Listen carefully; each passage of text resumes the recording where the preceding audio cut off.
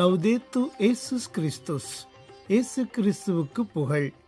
தமிழ் கூறும் நல்லுலகில் வாழும் அனைத்து அன்புள்ளங்களுக்கும் வத்திக்கான் வானொலியின் வணக்கம். இறைவன் உங்கள் உள்ளத்தையும் இல்லத்தையும் தன் அன்பாலும் அருளாலும் அமைதியாலும் இன்றும் என்றும் நிரப்புவாராக.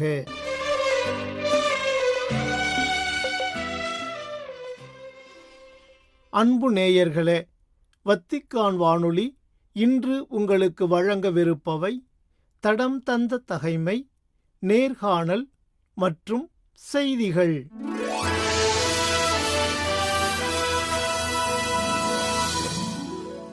ஜனவரி 23. புனித யோவான்.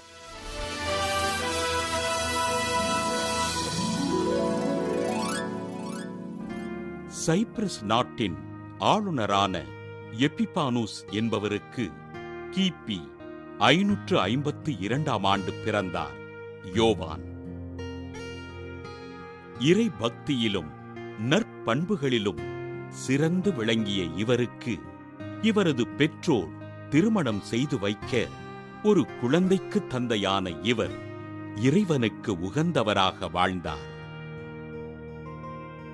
நோயினால் துன்புற்று இவரது மனைவியும் குழந்தையும் இறைப்பதமடைய தன் வாழ்வினை இறைவனுக்கு அர்ப்பணித்த யோவான் கிபி 608 அலெக்சாந்திரியா நகரின் முதுபெரும் தந்தையாக பொறுப்பேற்றார்.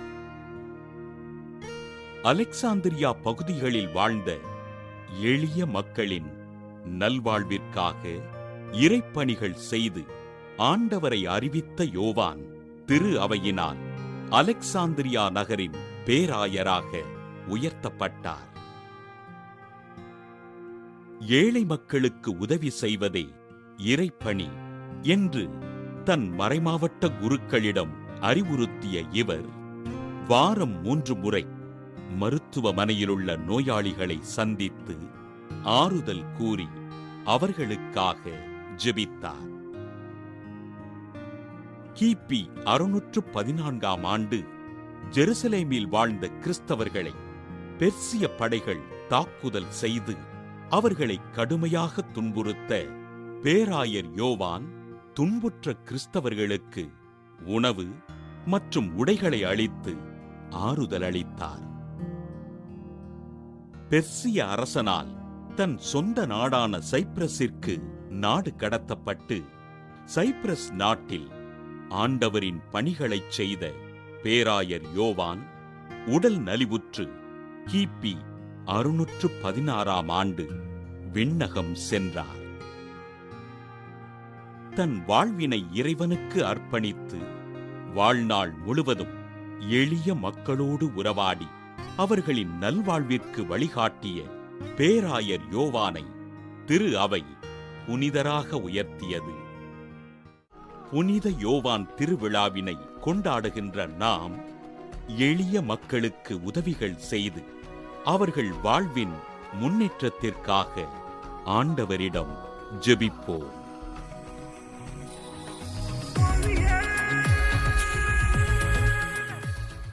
நேர்காணல். இளையோரும் திரு அவையும்.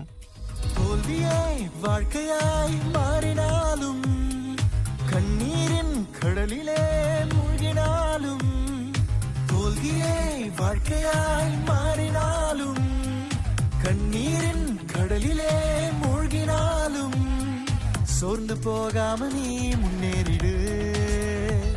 தடை ஏதும் வந்தாலும் தகர்த்து சென்றிடு. சோர்ந்து போகாம நீ முன்னேறிடு. தடை ஏதும் வந்தாலும் தகர்த்து சென்றிடு. Achievers, achievers, we are achievers. Achievers, achievers, we are. வணக்கம் இனிய இதயங்களே, நான் உங்கள் அருட்சகோதரி பிரைடா. இளையோரும் திரு அவையும் என்ற நிகழ்ச்சி வாயிலாக உங்களை முதலில் சந்திப்பதில் பெருமகிழ்வடைகிறேன். இந்த நிகழ்ச்சிக்கு தேவையான கருத்துக்களை வழங்கி நமக்கு ஒரு புரிதலை தர வருகை தந்திருக்கிற நமது அருட்தந்தை ரொனால்ட் ரிச்சர்ட் அவர்களை அன்போடு வரவேற்கிறேன். வணக்கம் ஃபாதர். வணக்கம் வணக்கம். இந்த இளையோர் பணி அப்படி என்றால் என்ன? இந்த இளையோர் பணியில் யார் யாரெல்லாம் இருக்கிறார்கள்? உங்களுடைய அனுபவம் என்ன? இந்த இளைஞர் பணியகம், இளைஞர் பணி என்ன அப்படின்னு அதனுடைய புரிதல் என்பது பலருக்கு தெரியாது. உண்மையை சொல்ல வேண்டும் என்றால் பல அருத்தந்தையர்களுக்கும் அருட்சகோதரிகளுக்கும் கூட இதனுடைய புரிதல் இல்லாமல் இருக்கும். எனக்குமே இது புரிதல் இல்லாமல் இருந்தது. நான் 4 ஆண்டுகள் உதவி பங்கு தந்தையாக இருந்த பிறகு முதன்முறையாக நான் எடுத்த பொழுது எனக்கும் இதை பற்றி அதிகமான புரிதல் இல்லை. ஆனால் இதை பற்றி படிக்க ஆரம்பித்தேன், தெரிய ஆரம்பித்தது. அப்படி என்றால் இளைஞர் பணியகம், யூத் கமிஷன் என்று சொல்கிறார்கள். இந்த இளைஞர் பணியகம் என்பது இளைஞர்களுக்கான முழு நேர பணியை மேற்கொள்ளுதல். நம்முடைய திரு அவைக்கு இளைஞர்கள் முக்கிய பங்கு வகிக்கிறார்கள் என்பதை இது குறித்து காட்டுகிறது. அவர்களுக்காக முழுமையான பணி தேவைப்படுகிறது என்பதை நம்முடைய திரு அவை அறிந்திருக்கிறது. அதனுடைய ஞானமாக அது விளங்குகிறது. இளைஞர்களை எப்படி வழிநடத்துவது, யார் இதில் இருப்பார் என்று நீங்கள் பார்த்தீர்கள் என்றால் 12ஆம் வகுப்பு முடித்த மாணவ மாணவிகள், அதிலிருந்து 30 வயது வரை நம்முடைய தமிழக கத்தோலிக்க இயக்கத்தினுடைய வரைவு குழுவானது இவ்வாறாக சொல்லப்படுகிறது. அப்படி என்றால் 12 வகுப்பு முடிக்கும் பொழுது 16 வயதாகும். 16, 17 வயதிலிருந்து 30 வயது வரை இந்த இளைஞர் இயக்கத்தில் இருக்கலாம். இந்த இயக்கத்தில் தொடர்ந்து அவர்கள் பணியாற்ற முடியும். அதே போல இந்த இளைஞர் இயக்கம் ஒவ்வொரு மறை மாவட்டங்களிலும் ஒரு இயக்குனர் இருப்பார். அந்த இயக்குனர் அந்த மறை மாவட்டத்தில் உள்ள எல்லா பங்குகளில் இருக்கிற இளைஞர் இளம் பெண்களை இதை நீங்கள் குறித்து காட்ட வேண்டும். என்னால் இது இளைஞர்கள் என்றால் இளைஞர்கள் ஆண் பெண் இருவரையுமே சமமாக பார்க்கக்கூடிய ஒரு தளத்தை உருவாக்குவதுதான் இந்த இளைஞர் இயக்குனருடைய ஒரு பெரிய வேலையாக இருக்கிறது. பிறகு அவர்களுக்கான தேவைகள் என்ன, அடிப்படை தேவைகள் என்ன, இந்த பருவத்தில் அவர்கள் பல வேறு பாதைகளில் செல்வதற்கான அதிக சாத்தியக்கூறுகள் இருப்பதனால் அவர்களை எப்படி ஒருமுகப்படுத்துவது, ஆயரோடு இணைந்து மறை மாவட்ட அளவில் ஒவ்வொரு இளைஞர் இயக்குனரும் இதை செய்து கொண்டே இருப்பார்கள். ஆடி கார் அப்படின்னா 4 ரிங்ஸ் இருக்குன்னு சொல்லுவாங்க. எந்த ஒரு பொருளை வாங்கினாலும் ஒரு அக்மார்க் முத்திரை, ஏதாவது ஒரு அடையாளம் இருக்கும். இல்லை ஒரு பெரிய கம்பெனி எடுத்தோம்னா அதுக்கு ஒரு முத்திரை இருக்கிறது. ஒரு சிறிய இயக்கமாக இருந்தாலும் அதற்கென்று ஒரு சின்னம் அல்லது லட்சணம், லோகோ என்று நாம் சொல்லுகிறோம். நம்முடைய இளையோர் பணிக்கென இருக்கிற அந்த லட்சணம் என்ன அல்லது அந்த லோகோ என்ன? அது எதை குறித்து காட்டுகிறது? அந்த லட்சணம் எதை குறிக்கிறது? எங்களுக்கென்று ஒரு விருது வாக்கு, எதை நோக்கி பயணிக்க வேண்டும், விடுதலை பாதையில் விடியலை நோக்கி என்கின்ற அந்த தலைப்பை கொண்டு இளைஞர் இளம் பெண்களை, இளைஞர்களை நாங்கள் இயக்கி கொண்டிருக்கிறோம். அந்த லட்சணத்தில் பார்த்தீர்கள் என்றால் ஒரு ஆண் ஒரு பெண் இருப்பார்கள். ஆண் ஒரு முழக்கத்தை குறித்து காட்டுவதாகவும், ஒரு முழக்கத்தை அந்த ஓசை, பெண் ஒரு ஒளியை பெற்றுவதாகும். அப்படி என்றால் நமக்கு இன்று விடுதலை தேவைப்படுகிறது. எந்தெந்த விடுதலை தேவைப்படுகிறது என்று நாம் பார்க்கும் பொழுது இளைஞர் இளம் பெண்கள் பல நேரங்களில் அவர்கள் போதைக்கு அடிமையாக இருக்கிறார்கள், அல்லது தவறான கொள்கைகளுக்கு அடிமையாக இருக்கிறார்கள், அல்லது அவர்கள் இந்த இனம் சார்ந்ததாக அல்லது சாதி சார்ந்ததாக அந்த ஒரு காரியத்தில் அவர்கள் சிக்குண்டு அடிமைகளாக இருக்க, அந்த அடிமையிலிருந்து அவர்கள் விடுதலை பெற வேண்டும். விடுதலை பெற்றால் மட்டும் பத்தாது, அவர்கள் ஒளியின் மக்களாக வாழ வேண்டும். அதனால்தான் இந்த லட்சணம் என்ன சொல்லுகிறது என்றால் விடுதலை பாதையில் விடியலை நோக்கி, எல்லோருக்கும் அந்த விடியல் ஒளி வேண்டும். நம்ம ஆண்டவர் இயேசு கிறிஸ்து சொல்வது போல ஒரு ஒளியை ஏற்றி மரக்காலில் வைக்க வேண்டும். அதைதான் இந்த பிள்ளைகளுக்கு நம்ம ஒளியை ஏற்றி, அதே போல் அங்கு இருவர் இருப்பார்கள், ஒரு ஆண் ஒரு பெண். அப்படி என்றால் சமத்துவத்தை குறிக்கிறது. இதில் எந்த ஒரு பாகுபாடும் கிடையாது. எல்லோரும் எல்லாவற்றிலும் தலைமை பொறுப்பிலும் சரி அல்லது முக்கிய பங்காற்றுவர்களாகவும் சரி ஆணுக்கு நிகர் பெண் என்பதை இந்த லட்சணம் குறித்து காட்டுகிறது. இதை நாங்கள் இயக்கத்தில் அதிகமாக வலியுறுத்துகிறோம். இப்போது பங்குகளோ அல்லது தமிழக அளவிலோ ஒரு தலைவர் ஆண் வந்தால் அடுத்த முறை ஒரு பெண் வருவதை நாங்கள் சாத்தியமாக செய்து கொண்டிருக்கிறோம். இப்படியாக ஆண் பெண் சமத்துவத்தை நாங்கள் தொடர்ந்து வலியுறுத்துகிறோம். ஃபாதர், நீங்கள் இப்போ இருக்கிற இளைஞர்கள் பல்வேறு விதமான பொருட்களுக்கு, போதைப் பொருட்களுக்கும் ஜாதி மத இனம் என்ற மொழிகளிலே அவர்கள் பிளவுண்டு இருக்கிறார்கள் என்று நீங்கள் சொன்னீர்கள். இப்பொழுது உங்களால் எப்படி அவர்களை ஒன்று சேர்க்க முடிகிறது? குறிப்பாக இந்த கொரோனாவிற்கு பிறகு பல்வேறு விதமான எதிர்வினைகள் இருக்கிற, நேர்வினையை விட எதிர்வினைகள் அதிகமாக இருக்கிறது. அப்படிப்பட்ட பிள்ளைகளை நீங்கள் எப்படி வழி நடத்துகிறீர்கள்? 4 ஆண்டுகள் உதவி பங்கு தந்தையாக இருந்து இந்த பணியத்திற்கு அழைக்கப்பட்டிருக்கிறேன். அப்போ இந்த பணியத்தை நான் அழைக்கப்பட்ட பொழுது எதுவுமே நல்ல ஒரு சாத்தியக்கூறு அல்ல. ஏன்னா கொரோனா நேரத்தில் எல்லாமே மூடப்பட்டிருந்தது. இயற்கையாகவே இளைஞர்கள் கோவிலுக்கு வரமாட்டாங்க, இதை செய்ய மாட்டாங்க, அதை செய்ய மாட்டாங்க. இப்போது யாருமே வராத சமயத்தில் இளைஞர்கள் மட்டும் என்ன செய்திட போகிறாங்க அப்படின்னு. அப்போ இந்த பணியத்தை எனக்கு கொடுக்க பொழுது இட் வாஸ் டார்க், இருட்டு தான். இந்த இருட்டில் எனக்கு ஒரே குழப்பமாக இருந்தது, இது எப்படி நாம் செய்ய போகிறோம் என்று. அது ஒரு பெரிய சவாலான பணியாக இருந்தது. என்னோட இருந்த அருத்தந்தையர்கள் கூட சொன்னார்கள், என்னடா யூத் கமிஷன் இந்த மாதிரி, அது ஒன்றும் பெரிய இது கிடையாது, ஒரு சின்ன பங்கு கொடுத்திருந்தா நல்லா இருக்கலாம். ஏன்னா நானும் அதை தான் நினைத்து கொண்டிருந்தேன். ஆனால் என்னுடைய உள்ளொளி என்ன, ஆண்டவர் கடவுள் என்னை எதற்கோ அழைத்திருக்கிறார், அந்த அழைப்புக்கேற்ற ஒரு வேலையை நாம் செய்ய வேண்டும் என்கின்ற ஒரு உந்துதல் என் உள்ளே இருந்தது. I took it as a challenge. ஒரு சவாலாக எடுத்து நாம் இதை சிறப்பாக செய்ய வேண்டும் என்கின்ற எண்ணம் மேலோங்கியது. அப்போ அந்த மேலோங்கியும் பொழுது ஒரு 4 பங்கு தான் நான் எடுத்த பொழுது 4 பங்கு இளைஞர்கள் இளம்பெண்கள் மட்டுமே நான் சொல்வதை கேட்கிற அளவிற்கு இருந்தார்கள். ஆனால் நான் என்னுடைய ஒரு தெளிவு என்ன இருந்தால், இவர்களை வைத்து ஜெபிக்க வேண்டும், ஒரு ஜெபத்தில் இவர்களை கொண்டு வர வேண்டும் என்கின்ற ஒரு எண்ணம் மேலோங்கியது. ஏன்னா அந்த கொரோனா நேரத்தில் இந்த மரியான் சேனை எல்லாம் இந்த ஆன்லைன் ப்ரேயர் பண்ணிகிட்டு இருந்தாங்க. அது எனக்கு நானே ஒரு 2-3 ப்ரேயருக்கு அங்கே எங்கள் பங்கில் இருக்கும் பொழுது அவர் என்னை அழைத்திருந்தார். அவருக்கு நான் பிளெஸிங் போனேன். அப்போ இது என்னுடைய எண்ணத்தில் மேலோங்கியது, இந்த பிள்ளைகளையும் நாம் ஒன்றாக இணைத்து ஜெபிக்க வேண்டும். அப்போ தான் அந்த 2021ஆம் ஆண்டு நான் பொறுப்பெடுத்த பிறகு இன்னும் ஞாபகம் இருக்கிறது, மே மாதம் 24ஆம் தேதி எப்படி டான் போஸ்கோ சகாயனுக்கு இளைஞர்களை ஒப்பு கொடுத்து அவருடைய பணியை ஆரம்பித்தாரோ, நான் அதே போல் என்னுடைய அந்த அலுவலகத்தில் ஒரு டேபிள் சேர் மட்டும் தான் இருந்துச்சு, ஒரு சரியான அமைப்பு முறையும் இல்லை. இருந்தாலும் அந்த டேபிளில் போட்டு ஒரு சேர் போட்டு தொடர்ந்து இந்த ஆன்லைன் ப்ரேயர் ஒரு 10 பேரை வைத்து துவங்கினோம். 4 பங்குகளில் இருந்து இந்த ஜெப வழிபாடு நிச்சயமாக எங்களுக்கு பெரிய ஒரு வலுவூட்டியது. அந்த 4 பங்கு 4 8 பங்கானது, 8 16 ஆனது, 16 32 ஆனது, 32 64 ஆனது, 64 128 ஆனது. எங்கள் சென்னை மயில உயர் மறை மாவட்டத்தில் 132 பங்கு தலங்களையும் நான் சந்தித்திருக்கிறேன், பங்கு தந்தையோடு பேசியிருக்கிறேன். இத்தகைய ஒரு வெற்றி பாதையில் செல்வதற்கு இந்த ஜெபம் ஊந்துகோலாக இருந்தது. நம் அனைவருக்கும் தெரியும், துவக்க காலத்தில் கிறிஸ்துவர்கள் எல்லாரும் ஒன்றாக இணைந்து ஜெபித்தார்கள். அங்கு ஜெபித்த அந்த ஜெபம்தான் இன்று 2000 ஆண்டுகளுக்கு பிறகு கத்தோலிக்க திருவை இருக்கிறது. இந்த எண்ணம் எனக்கு மேலோங்கியது. அதனுடைய தாக்கம் தான் இன்று இவர்கள் தொடர்ந்து இயங்குவதற்கு அந்த ஜெப வழிபாடு உதவியாக இருக்கு. ஜெபம் அப்படின்றத பற்றி மிக அழுத்தமாக சொன்னீங்க. என்னென்ன ஜெப முறைகளை எல்லாம் நீங்கள் அவர்களுக்கு கற்றுக் கொடுத்தீர்கள், எதையெல்லாம் நீங்கள் செய்தீர்கள்? நுங்கம்பாக்கம் உதவி பங்கு தந்தையாக இருக்கும் பொழுது அங்கு சிஆர்பிஎஃப் கமாண்டன்ட்னு ஒருவர் இருந்தார். அவர் பேர் மிஸ்டர் ப்ரூனோ. அவர் போதை தடுப்பு நார்கோட்டிக் ஆஃபீஸர். அவர் ஒரு 3 ஸ்டேட்டுக்கு இன்சார்ஜ். அப்படின்னா தமிழ்நாடு, பாண்டிச்சேரி, கேரளா. ஸோ அவர் இளைஞர்களோடு என்ன நார்கோட்டிக் போதை தடுப்பில் இருந்ததுனால நான் அவரும் நெருங்கிய நண்பர்களாகணும். அப்போ இந்த கொரோனா நேரத்தில் 3 மணி நேரம் 4 மணி நேரம்லாம் வாக் போவோம். அப்போது நாங்கள் என்ன பேசுவோம் அப்படின்னா, நிறைய இதை பற்றி பேசுவோம். நான் இந்த யூத் டைரக்டர் ஆனோன்னே அவர் ரொம்ப சந்தோஷப்பட்டார். அப்போ நான் சொன்ன இந்த மாதிரி ஜெபிக்க வேண்டும் என்று சொல்லும்போது அவர் எனக்கு பல எண்ணங்களை கொடுத்தார். அப்போ எங்களுடைய ஜெப வழிபாடு எப்படி இருக்கும் அப்படின்னு சொன்னால், அப்போ அவர் சொன்னார், ஒவ்வொரு நாளும் அவங்களுக்கு ஒரு இன்ஃபர்மேஷன் கொடுக்கணும். அப்போ என்ன பண்ணணும், தொடக்கும் போது அன்றைய நாளினுடைய முக்கியத்துவத்தையே சொல்ல வேண்டும். அப்போ நம்ம ஒவ்வொரு நாளும் ஒரு டே கொண்டாடுறாங்க நேஷ்னல் லெவலில்.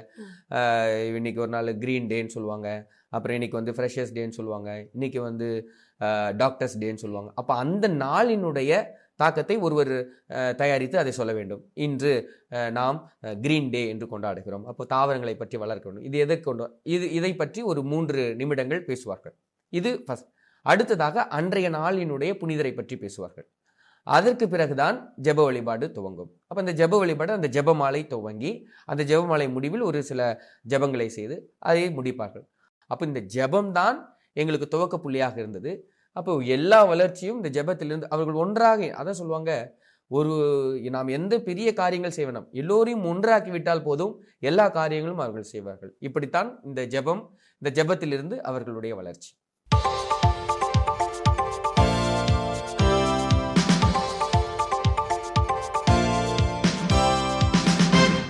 செய்திகள். மனித வாழ்க்கையின் புனிதத்தை பாதுகாத்து அதை மேம்படுத்த தீவிரமாக செயல்படும்போதுதான் ஒரு சமூகம் நலமானதாகவும் உண்மையிலேயே முன்னேற்றம் நிறைந்ததாகவும் காணப்படுகிறது என்று கூறினார் திருத்தந்தை 14ஆம் லியோ. 2026 வாழ்க்கைக்கான அணிவகுப்பு என்ற தலைப்பில் அமெரிக்காவின் வாஷிங்டனில் இடம்பெறும் நிகழ்வொன்றின் பங்கேற்பாளர்களுக்கு ஜனவரி 22 வியாழனன்று அனுப்பியுள்ள செய்தி ஒன்றில் இவ்வாறு கூறியுள்ள திருத்தந்தை அவர்களுக்கு தனது வாழ்த்துக்களையும் ஆன்மீக ஆதரவையும் வழங்கியுள்ளார். பிறக்காத குழந்தைகளை பாதுகாப்பதற்காக இந்நிகழ்வின் பங்கேற்பாளர்களை பாராட்டியுள்ள திருத்தந்தை, மனித உயிரை பாதுகாப்பதே அனைத்து மனித உரிமைகளுக்கும் அடிப்படை என்றும் சுட்டிக்காட்டியுள்ளார். நாட்டு மக்கள் மற்றும் அரசியல் தலைவர்களுடன் உரையாடல் மூலம் ஒவ்வொரு கட்டத்திலும் உயிருக்கு மரியாதை அளிக்கும் முயற்சியில் ஈடுபடுமாறு குறிப்பாக இளைஞர்களை ஊக்குவித்துள்ளார் திருத்தந்தை. ஜனவரி 19 திங்கட்கிழமையன்று சிவகங்கை வியானி அருள்பணி மையத்தில் நடைபெற்ற இளைஞர் பொங்கல் விழாவில் மறைமாவட்ட ஆயர் மேதகு லூர்து ஆனந்தம் அவர்கள் கலந்து கொண்டு சிறப்பித்தார். இவ்விழாவில் பல்வேறு பங்குகளில் இருந்தும் ஏறக்குறைய 200க்கும் மேற்பட்ட இளைஞர்கள் பங்கு பெற்றனர். கிறிஸ்தவம் என்பது மனித மதிப்பீடுகளின் மேல் கட்டப்பட்டு எல்லோருக்கும் சமம் என்று அறிக்கையிடும் ஒரு பேரியக்கம் என்று தனது தலைமை உரையில் கூறிய ஆயர் ஆனந்தம் அவர்கள் நம் எல்லோரையும் ஒருவித உயர்ந்த வாழ்க்கை நிலைக்கு உயர்த்தியதில் கிறிஸ்தவத்தின் பங்கு அளப்பரியது என்றும் விளக்கினார். இளைஞர்கள்தான் திரு அவையின் நிகழ்காலம் என்று கூறிய முன்னாள் திருத்தந்தை பிரான்சிஸ் அவர்களின் கூற்றை நினைவுபடுத்தி இளைஞர்கள் திரு அவை மற்றும் சமூகத்தின் எதிர்காலத்திற்காக தங்களின் நிகழ்கால தயாரிப்புகளில் அக்கறை செலுத்த வேண்டும் என்று கேட்டுக்கொண்டார் ஆயர். இளைஞர்கள் தவிர்க்க முடியாத, தவிர்க்கக்கூடாத ஒன்று கிறிஸ்தவம். கிறிஸ்தவத்தை தவிர்த்தால் நாம் ஒரு உலகளாவிய தோழமை இயக்கத்தையும் அந்த இயக்கம் கற்பிக்கின்ற சமத்துவத்தையும் இழக்க நேரிடும் என எச்சரித்தார் ஆயர். இந்தியாவில் உள்ள பல்வேறு கிறிஸ்தவ சபையினர் ஜனவரி 18 முதல் 25 வரை இடம்பெறும் கிறிஸ்தவ ஒன்றிப்பு இறைவேண்டல் வாரத்திற்கான தயாரிப்பு நிகழ்வொன்றை சிறப்பாக கடைபிடித்தனர். சமூகத்தில் நிலவும் பதட்டமான சூழல்களுக்கு மத்தியில் அமைதி, ஒன்றிப்பு மற்றும் ஒருவருக்கொருவர் மீதான ஒத்துழைப்பை வலியுறுத்தும் வகையில் இந்த திருச்சபைகளுக்கு இடையிலான கூட்டங்கள் அமைந்தன. ஆந்திர பிரதேசத்தில் உள்ள ஸ்ரீகாகுளம் மறைமாவட்டத்தில் ஜனவரி 20 செவ்வாய்க்கிழமையன்று இடம்பெற்ற முக்கிய கிறிஸ்தவ ஒன்றிப்புக்கான ஒரு கூட்டத்தில் 200க்கும் மேற்பட்ட கத்தோலிக்கர்களும் பிற கிறிஸ்தவ சபையினரும் ஆர்வத்துடன் கலந்து கொண்டனர். சிறப்பாக இந்நிகழ்வில் கலந்து கொண்ட ஸ்ரீகாகுளம் மறைமாவட்டத்தின் ஆயர் விஜயகுமார் ராயராலா அவர்கள் இந்தியாவின் தற்போதைய சமூக மற்றும் மதச்சூழலில் கிறிஸ்தவ ஒன்றிப்பின் வளர்ந்து வரும் முக்கியத்துவத்தை எடுத்துரைத்தார். அணு ஆயுதங்கள் இல்லாத உலகத்திற்கான கூட்டாண்மை நடைமுறைக்கு வந்த 5ஆம் ஆண்டை குறிக்கும் வகையில் உலகெங்கிலும் உள்ள கத்தோலிக்க தலைவர்கள் ஒரு வரலாற்று சிறப்புமிக்க கூட்டறிக்கை ஒன்றை வெளியிட்டுள்ளனர். ஜனவரி 21 புதன்கிழமையன்று வெளியிடப்பட்டுள்ள இந்த கூட்டறிக்கையில் இன்னும் பல நாடுகள் இந்த ஒப்பந்தத்தில் கையெழுத்திட்டு அதை உறுதிப்படுத்த வேண்டும் என்று கோரிக்கை விடுக்கப்பட்டது. உலகளாவிய அணு ஆயுத ஒழிப்பை நோக்கிய ஒரு முக்கியமான மைல்கல்லாக இந்த ஒப்பந்தத்தை சுட்டிக்காட்டியுள்ள இந்த அறிக்கை அணு ஆயுதங்களை கொண்டுள்ள நாடுகள் அணு ஆயுத பரவல் தடுப்பு ஒப்பந்தத்தின் கீழ் தாங்கள் ஏற்றுக்கொண்ட கடமைகளை மதித்து நடக்க வேண்டும் என்றும் வலியுறுத்தியுள்ளது. சிறப்பாக உலக தலைவர்கள் அணு ஆயுத ஒழிப்பில் வெறும் பேச்சோடு நின்றுவிடாமல் உறுதியான முன்னேற்றத்தை காட்ட வேண்டும் என்றும் அவர்கள் வலியுறுத்தியுள்ளனர். புனித பூமி ஒருங்கிணைப்பு குழுவை சார்ந்த கத்தோலிக்க ஆயர்கள் இஸ்ரேலிய மற்றும் பாலஸ்தீனிய பகுதிகளில் மனித மாண்பு, உரையாடல் மற்றும் அமைதியை நிலைநாட்ட அழைப்பு விடுத்துள்ளனர். ஐரோப்பா, வட அமெரிக்கா மற்றும் தென்னாப்பிரிக்காவைச் சேர்ந்த கத்தோலிக்க ஆயர்களை உள்ளடக்கிய குழுவான புனித பூமி ஒருங்கிணைப்பு குழு ஜனவரி 17 முதல் 21 வரை புனித பூமிக்கு தங்களது ஆண்டு திருப்பயணத்தை மேற்கொண்ட வேளை இந்த அழைப்பு விடுக்கப்பட்டது. கடந்த ஜனவரி 22 புதன்கிழமையன்று வெளியிடப்பட்ட அறிக்கை ஒன்றில் குறிப்பாக காசா மற்றும் ஆக்கிரமிக்கப்பட்ட மேற்கு கரையோர பகுதிகளில் தொடரும் வன்முறையின் காரணமாக துன்புறும் மக்களுடன் தோழமையை வெளிப்படுத்த வேண்டுமென ஆயர்கள் வேண்டுகோள் விடுத்துள்ளனர். இஸ்ரேல் நாடு அமைதியும் பாதுகாப்பும் நிறைந்த நிலையில் இருப்பதற்கான உரிமையை மீண்டும் நிலைநாட்ட வேண்டுமென உறுதியாக கூறியுள்ளனர் ஆயர்கள். இத்துடன் வத்திக்கான் வானொலியின் தமிழ் ஒலிபரப்பு நிறைவு பெறுகின்றது. தொடர்வது அதன் மலையாள நிகழ்ச்சிகள். உங்கள் செவிமடுத்தலுக்கு நன்றி. வணக்கம். வணக்கம்.